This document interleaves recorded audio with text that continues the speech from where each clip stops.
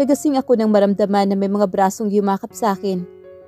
Medyo mabigat pa ang talukap ng aking mga mata, kaya nanatili pa rin nakapikit ang mga ito. "Good morning, sweetheart." Naidilat ko bigla ang aking mga mata nang narinig ko ang isang malambing na pagbati sa akin at ang pagkakangiti ni Paulo ang sumalubong sa aking paningin. Natatakpan lamang ng isang kumot ang parehong hubad naming katawan. Binalikwas ko ang kanyang braso na nakayakap sa akin. "Anong oras na?" Tanong ko kaagad sa kanya. "Relax, sweetheart." Malambing niyang sabi.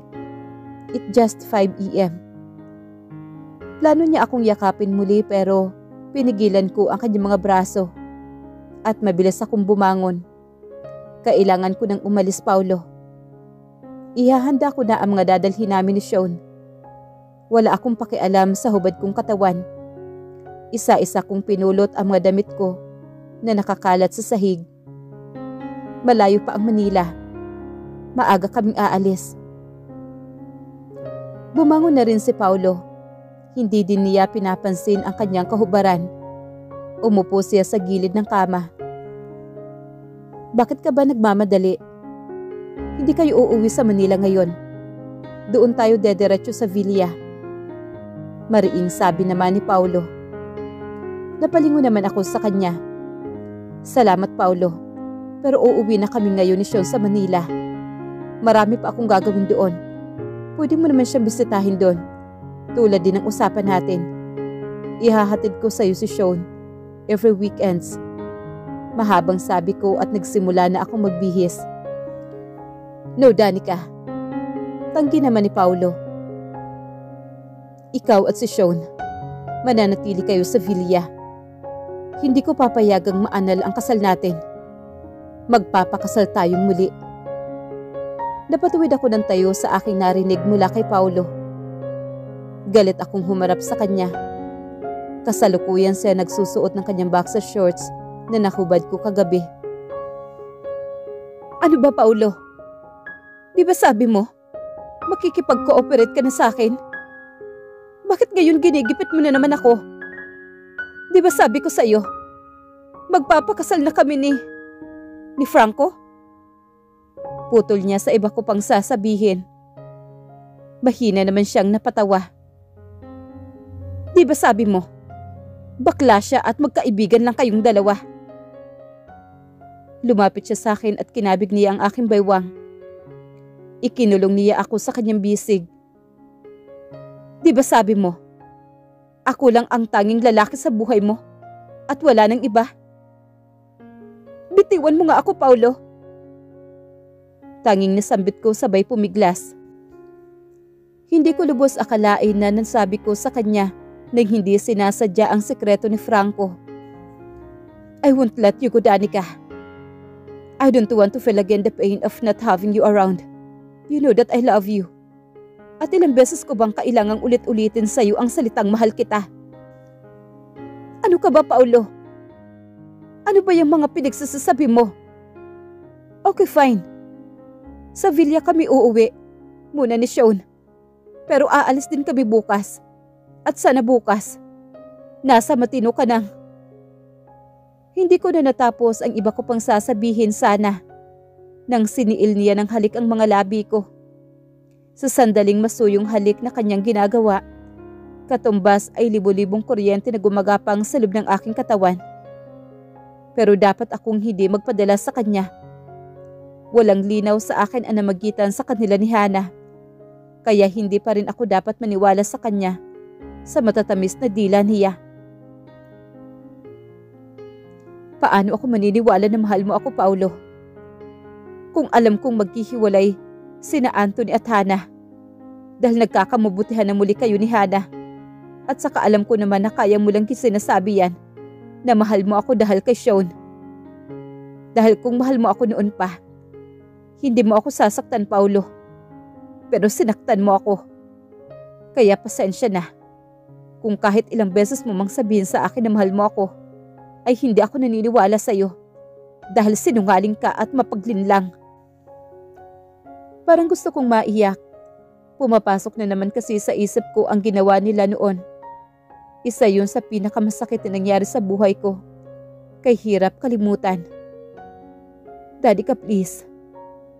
Makinig ka naman sa mga paliwanag ko. Bumalik ako sa Manila nung para ayusin ang lahat ng maiiwan ko dito. At para tuluyan nang makipaghiwalay kay Hana. Pero sinabi niya sa akin na buntis siya. Kailangan kong sumunod sa lahat ng gusto niya dahil delikado ang pagbubuntis niya. At medyo na-depress siya sa mga panahon na yon. Pero tumigil siya sa pagsasalita. Nanatili akong nakatitig sa kanya habang hinihintay ang iba pa niyang sasabihin. Niloko lang pala niya ako. At magkasabot sila ni Mami. Pagkatapos ng nalaman ko ang kalokohan nila, agad kong hiniwalayan si Hana. At bumalik ako kaagad dito sa Hacienda para magpaliwanag sa iyo. Pero hindi na kita naaputan. Walang araw sa buhay ko na hindi kita naaalala, Danica. Araw-araw ako naglalasing. Kahit saang bahagi ng Hacienda. Nakikita kita. Para akong baliw. Hinahanap-hanap kita. Kahit saan na bahagi dito sa Hacienda. Pero lagi akong bigo. Sa galit ko dahil sa ginawa niyang panluloko sa akin. Halos 1 taon kong hindi pinapansin si Mami. Pero napatawad ko din siya kalaunan. Inako pa rin siya sa kabila ng lahat. Ginawa ko ang lahat para masira naman ang lahat ng pinaghirapan ni Hana. Ginawa ko ang lahat para mapaalis siya sa kanyang agency. Hindi ako mabait, Danica. Pinaikot at niloko niya ako. She has to pay of what he did to me. Then pabalik-balik siya sa Hacienda. Asking for second chance. At papayag na raw siya manirahan sa Hacienda. Pero ayaw ko na. Hindi ko na siya pwedeng mahalin pa. Dahil ikaw na ang mahal ko, Danica. Mas malalim ang pagmamahal na ibinibigay ko sa iyo kumpara sa naging pagmamahal ko noon kay Hana. Naging close sila ni Anthony. Hanggang sa bigla sila nagpakasal. Hindi ko alam kung ano naging rason ng kasal nila. Nakahinga ako ng maluwag dahil wala ng Hana na sunod ng sunod sa akin. Yes, I admit na nagkalabuan sila ni Anthony this past few days. Pero hindi ako ang dahilan at hindi ako nakikipagmabutihan ng loob sa kanya. Hindi ko nga siya pinapansin. Hindi ko alam kung ano ang aking nararamdaman sa narinig. Magkahalong saya at bighati ang nadarama ko. Samot-sari din ang pumapasok sa aking isipan. Don't lie to me, Paulo. Sinabi sa akin ang lahat-lahat ni Hana. At kung aariin ka niya, meron siyang pinaghuhugutan doon. Imposible naman na hindi mo siya pinaasa. Hindi ko alam kung kailangan ko pa siyang paniwalaan. Paano kung nilinlang lang niya ako? Bakit ba ang dali para sa iyo na paniwalaan si Hana? Tapos ako hindi? Tila panunumbat na wika naman ni Paulo. Wala ngang namamagitan sa amin ni Hana. At matagal nang tapos lahat ng namagitan sa amin. At huwag ka mag-alala. Nasa ibang bansa na siya kasama ang asawa niya. Tila nagbunyi ako sa narinig. Wala nang Hana sa Hacienda. Oo. Nagkamali ako noon. Nung hindi kita nirerespeto. At dinala ko si Hana sa Hacienda. Pinagsisihan ko na ang bagay na yun, Danica. Kung alam mo lang kung gaano ko yun pinagsisisihan. Please, Danica. Nanlaki ang mga mata ko nang bigla siyang lumuhod sa aking harapan. Anong ginagawa mo, Paulo? Please, Danica. Kung may kunting pagmamahal pa dyan sa puso mo, patawarin mo na ako. Hayaan mo naman akong bumawi sa inyong dalawa ni Sean. Mahal na mahal ko kayong dalawa. Mahal na mahal kita, Danica. So please, sweetheart. Hayaan mo naman ako na gamutin ang sugat na nilikha ko sa puso mo. Simula tayong muli at ipapangako ko sa iyo. Nagagawin ko ang lahat. Napasaya lang kita. Nakatitig naman ako kay Paulo at agad nangilid ang luha sa aking mga mata. Dapat ko ba siyang pagkatiwalaang muli? Paano? Paano kung muli ako masaktan? Ano ba ang dapat kong sundin? Ang sinisigaw ng puso ko o ang bulong ng aking isipan? Nakatingin ako ngayon sa ikalawang sulat na iniwan ni Don Eduardo sa akin. Sinabi niya, pwede kong buksan ito when I finally home. Well, I am home now. Dito sa Hacienda de Gracia. Sa piling ni Paulo. Agad kong binuksan ang sobre at sinimulang basahin ang sulat. Pero agad ko din itong binitiwan. Nanginig ako pati ang aking kalamnan. Para akong tinakasa ng aking lakas sa aking binabasa. No. Hindi totoo ang nabasa ko. Hindi ko matatanggap ang katotohanan sa sulat ni Lolo. Mahal kong Danica, sa oras na mabasa mo ito, alam kong nakabalik ka na sa tahanan mo, dito sa Hacienda de Gracia. Una gusto kong malaman mo na mahal kita.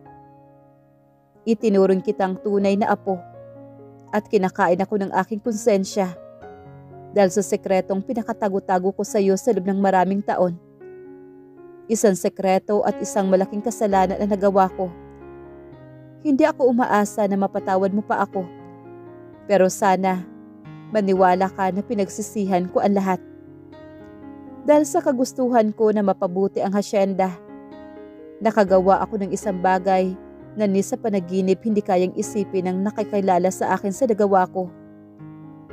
Nakipagsabuatan ako sa isang tao para ilayo ang bagong silang na batang babae sa kanyang ina. Ibinigay namin ang batang babae sa kanyang ama. Sabay ng pananakot kong aaminin niya sa ina ng bata ang totoo. Mawawala ang bata sa kanya. Pero sa nung panahon na nanganganib ang buhay ko, nagawa pa rin akong iligtas na lalaki. Isa lang ang hinihiling niya sa akin, ang ibalik ang kanyang anak sa tunay na ina nito. Pero hindi ko na kaya na harapin ang kasalanan ko, kung kaya inampun ko ang kanyang anak. Ikaw ang batang babae na tinutukoy ko. At ang babaeng tinutukoy ko na ninakawan ng anak ay si Belinda. Si Mario at Belinda ay sila ang tunay na nagmamahalan. Ayaw ko din mawala ng ina si Paulo sa mga panahon na yon. Dahil si Belinda. Hindi ko kayang basahin ang buong kwento. Nabitawan ko ang sulat. Parang nanginginig ang aking nadarama. Sa sobrang panginginig, pati kalamnan ko ay ramdam na ramdam ko ang nginig nito. Si Belinda. Ang babaeng kinamumuhian ko. At ang inang pinananabikan ko. Kahit pa malaki ang tampo ko, ay iisang tao lamang. No, hindi ko kayang tanggapin ito. Hindi ko matatanggap na ina ko si Belinda. Siya ang nagpasimuno sa lahat ng pasakit na naranasan ko. Sinira niya ang buhay ko noon. Tapos siya ang ina ko. Si Don Eduardo. Ang pinakamamahal kong lolo. Ang buong akala ko. Wala siyang ibang gustong gawin, kundi ang kabutihan ko lang. Pero bakit? Bakit niya nagawang ilihim ng pagkatagal-tagal ang katotohanan sa pagkatao ko? Bakit niya ako hinayaang maikasal at iibig kay Paulo? Gayong kapatid ko naman pala ito. Ito ba ang dahilan niya kung bakit sa kabila ng katotohanan na alam niyang may anak kami ni Paulo, hinayaan lamang niya ako at hindi niya magawang sabihin kay Paulo ang katotohanan kung nasaan ako? Kaya ba pinigilan niya si Paulo na hanapin ako? Alam kong may mga katanungan pa ako pero hindi ko na magawang ipagpatuloy pa. Nabasahin ang sulat ni Don Eduardo. Hindi ko kayang tanggapin ang lahat ng isiniwalat niya sa akin.